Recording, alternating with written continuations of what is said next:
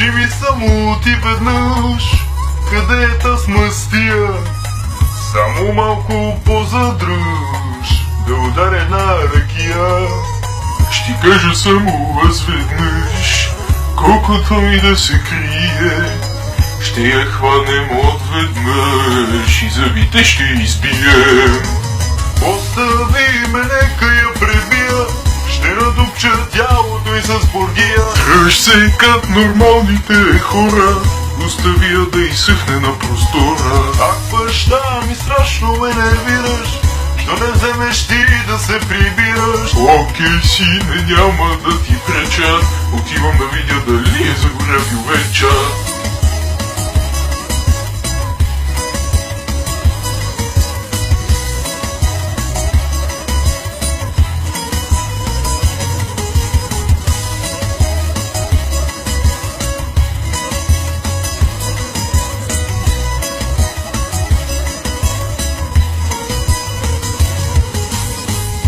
Ти си момиче хубаво, с очи сини кът небе, но как можата, как грубо да ме ритнеш мандаринките.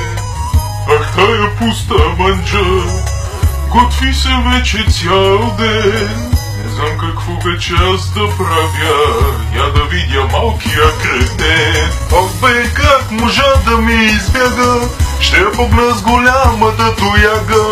Как те е слитала в змея, бързо тичай ти след нея. Нека влезне вътре ни на хлад, че почти умрял съм аз от глад. Кофти си не лош късмет си хванал, че гювеча още не е станал. Цялото това нещо, което гледахте току-що, беше наистина много забавно. Докато го снимахме. Се радвам да го споделите, ако ви е харесало, и да не останете с лоши чувства за нас. Макар че ние самите не знаем какво направихме. И се надяваме да ви е харесало. Наистина вложихме доста труд и ще влагаме и за нататък труд, защото идва време да го обработим. И така че споделете шибаната пародия. Айде!